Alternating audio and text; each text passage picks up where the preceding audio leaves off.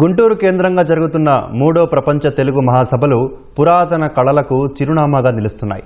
ప్రత్యేకమైన తోలు బొమ్మలాట ప్రదర్శన అతిథులను విశేషంగా ఆకట్టుకుంటుంది. అలనాటి మేటి తోలు బొమ్మలాటలో ప్రత్యేకత చాటుకుంటున్న సత్యసాయి జిల్లా ధర్మవరం తోలు బొమ్మలాట కళాకారులతో ఈటీవీ ప్రతినిధి ముఖాముఖి. ఈ తోలుబొమ్మలాట కొన్ని శతాబ్దాలుగా మన తెలుగు రాష్ట్రాల్లో ఉంది.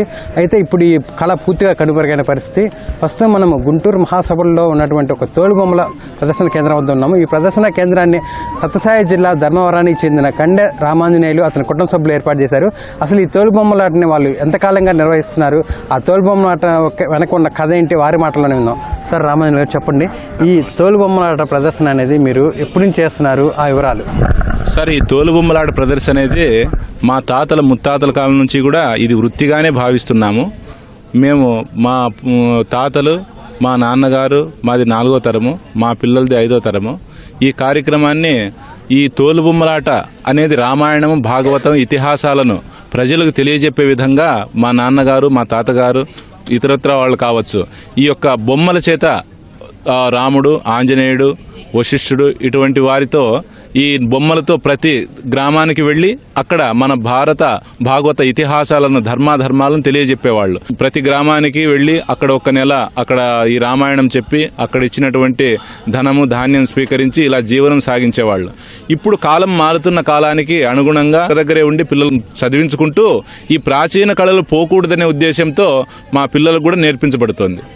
చెప్పండి, ఒకప్పుడు అంటే ఈ కళకి ఎంతో ఆదరణ ఉండేది, ఇప్పుడు ఆదరణ లేదు. మీరు ఈ కళ మీద ఆధారపడి జీవనం సాగిస్తున్నారు, ఎలా ఉంది? లేదు సార్, ఆదరణ అంటే ఇది ఆదరణ అనేది ఎప్పటికీ మనము అది అనకూడదు. ఆదరణ అందరూ ఈ యొక్క కళను ఆదరిస్తుంటారు, ఎందుకంటే ఇది అప్డేట్ అయింది. ఈ తోలుబొమ్మలాట ఉన్నప్పుడు ఇది తోలుబొమ్మలాటను చూసి సినిమా చేశారు. ఇది అభివృద్ధి చెందిందంతే, దీనికి ఆదరణ లేదని మనం ఎప్పుడు అనకూడదు. తోలుబొమ్మలాట అనేది ఒక్కరితో అయిపోయింది, అది బృందంగా కలిసి చేస్తేనే అవుతుంది, రత్తి కడుతుంది. మీ బృందంలో ఎవరెవరు ఉన్నారో ఆ వివరాలు. మా బృందంలో ఒక 10 మంది వరకు ఉంటారు. ఒక మృదంగము నేను వాయిస్తాను, హార్మోనియం అమ్మ చక్రిక, వంత పాటలంటే ఒక 2 ఉంటారు. మా అమ్మ కండే అంజనమ్మ గారు, మా భార్య, ఇంకా మా పిల్లలు 2 ఉన్నారు. ఇట్లా ఈ 10 మంది ఉంటే ఈ యొక్క నాటకం నడుస్తుంది. ఇప్పటివరకు మీరు ఎక్కడెక్కడ ప్రదర్శనలు ఇచ్చారు, మీకు అందుకున్న పురస్కారాలు ఏంటి? ఇప్పుడు ప్రతి రాష్ట్రము, హైదరాబాద్, ఢిల్లీ, ఇట్లా చాలా దేశాలు కూడా చేశాము. ఈ విధంగా ఈ యొక్క కళను కనుమరుగు అయిపోకూడదనే ఉద్దేశంతో ఈ నాటకాన్ని ఇలాగే చేస్తున్నాం. తోలుబొమ్మలాటలో నేను మెయిన్గా హార్మోనియం వాయిస్తుంటాను. హార్మోనియంతో బొమ్మలకు కథలు చెప్తూ ఉంటాను, ఆ తర్వాత సింగింగ్ చేస్తూ ఉంటాను. ఎక్కడ ఈ తోలుబొమ్మలాట సంబంధించి మీరు పాటలకు పాడటం కానీ, ఈ హార్మోని కానీ ఎక్కడ నేర్చుకున్నారు, ఎవరు నేర్పారు? అంతా మా మమ్మీ డాడీ దగ్గర నుంచే నేను నేర్చుకున్నాను, అలాగే మా నాన్నమ్మ దగ్గర నుంచి కూడా నేను నేర్చుకున్నాను. మీరు తోలుబొమ్మలాటలో కీలక పాత్ర పోషిస్తున్నారు, అదేవిధంగా మీరు చదువు కూడా కొనసాగిస్తున్నారు. ఈ రెండింటిని ఎలా అంటే, చదువు అంటే మార్నింగ్ వెళ్ళిన తర్వాత 5కి ఇంటికి వచ్చేస్తాను. 6 to 7 నేను ఈ తోలుబొమ్మలాట ప్రాక్టీస్ని అయితే ఇంట్లో ఉంచుకుంటాను, అలా దీన్ని కొనసాగిస్తున్నాను. ఇప్పటివరకు మీరు ఎన్ని ప్రదర్శనలు ఇచ్చారు, మీ కుటుంబ సభ్యులతో అమ్మ, నాన్న, చెల్లి, అదేవిధంగా నాయనమ్మతో పాల్గొనటం ఎలా అనిపిస్తుంది? చాలా సంతోషంగా అనిపిస్తుంది ఈ తోలుబొమ్మలాట ప్రదర్శన ఇవ్వడం వల్ల. ఇప్పటి వరకు అంటే చాలా ప్రదర్శనలే మేము ఇవ్వడం అయితే జరిగిందండి. ఇప్పుడు మీరు చూసినట్టయితే ఈ మహాసభలకు పాల్గొన్నారు, ఎంతోమంది వచ్చి మీ కళను చూస్తున్నారు, మెచ్చుకుంటున్నారు, ఎలా అనిపిస్తుంది?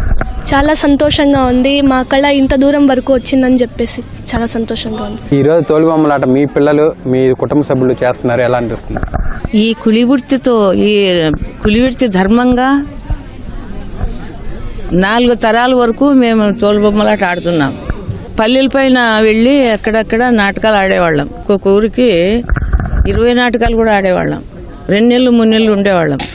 అప్పుడు బాగా సహాయం చేసేవాళ్ళం. కొన్నాళ్లకు నాటకాలే పడిపోయాయి, వర్షాలు లేకుండా, పంటలు లేకుండా. తర్వాత ఇప్పుడు ఒక 10 ఏళ్ళు ఉంటే మళ్ళా కొంత వర్షాలు వచ్చి, ఇప్పుడు అనంతపురం ఏరియా కూడా కరువు అంటా ఉండ్రి కదా, దానివల్ల మేము ఇట్లే పల్లెల పైన వెళ్లితే మా పిల్లలకు చదువు లేకుండా అయిపోతుందని నిలిచిపోయినాము. మా ఈ నాటకం పడిపోకూడదని వాళ్ళు కూడా సర్వీస్ చేస్తాం సార్. మేము తోలుబొమ్మలాటలో ఇప్పుడు అక్క హార్మోనియం వాయిస్తుంది, నాన్న చేస్తున్నారు కదా, నువ్వేం చేస్తుంటావు? సింగింగ్ చేస్తుంటాను, బొమ్మలు ఆడిస్తుంటాను, ప్రాక్టీస్ కూడా చేస్తుంటాను. నువ్వు ఏ వయసు దగ్గర నుంచి నేర్చుకున్నావు ఇది? చిన్నపిల్లప్పుడు నేర్చుకున్నా. ఎలా ఉంది తోలు బొమ్మలు ఆడేయటం? ఎలా ఉంది? అందరూ నీ తోటి పిల్లలందరూ చక్కగా ఆడుకుంటున్నారు కదా, నువ్వు ఇక్కడ అమ్మ నాన్నతో కలిసి ఈ బొమ్మలు ఆడిస్తున్నావు, ఎలా అనిపిస్తుంది? చాలా సంతోషంగా అనిపిస్తుంది. ఈ తోలు బొమ్మలాటలో మీ పిల్లలు మీ వారు అందరూ ఉన్నారు, మీకు ఎలా అనిపిస్తుంది? మా కుల వృత్తిని మేము వదులుకోకుండా దీన్ని కొనసాగిస్తున్నందుకు మాకు దీన్ని అభివృద్ధి బాటలోకి తీసుకువెళ్లాలనే ఒక కృషితోనే మేము చేస్తూ ఉన్నాము. ఎన్ని ఒడిదుడుకులు వచ్చినా ఎన్ని అవాంతరాలు వచ్చినా కూడా మేము ఈ కళను మాత్రం అదే విధంగా మన ప్రభుత్వాలు కూడా ఈ కళ గురించి పట్టించుకొని మాకు కాస్త మాకంటే మాకే కాదు ఇలాంటి తోలుబొమ్మలు చేసేవారు ఎంతో మంది మా కులస్తులు ఉన్నారు. అందరికీ కూడా మంచి ఉపాధి కల్పించాలని ఒక దేవాదాయ శాఖలో కానీ లేకపోతే ఒక ఇలాంటి మంచి మంచి ఉత్సవాల్లో మాకు ప్రదర్శనలు ఏర్పాటు చేస్తే మాకు కూడా ఉపాధి కలుగుతుంది. అందులో మేము ఒక ఉపాధి పొందిన వారం అవుతాము. ఈ కళ మీద ఇంకా కూడా మా పిల్లలకు కూడా నేర్పించడానికి ఒక పట్టుదల అనేది మాకు వస్తుంది సార్. ఇది ఈ కళాకారులు చెప్తుంది. ఈ తోలు బొమ్మలాట అనేది కుల వృత్తిగా రావడం తమ అదృష్టమని, ఇలాంటి అరుదైన కళని ముందుకు తీసుకెళ్లేందుకు వీలుగా ప్రభుత్వాలు కూడా అండగా నిలవాలని చెప్పి వీరంతా కోరుతున్నారు. కెమెరామెన్ కేశవ్తో వీరాంజనేయులు, ఈటీవీ న్యూస్, గుంటూరు.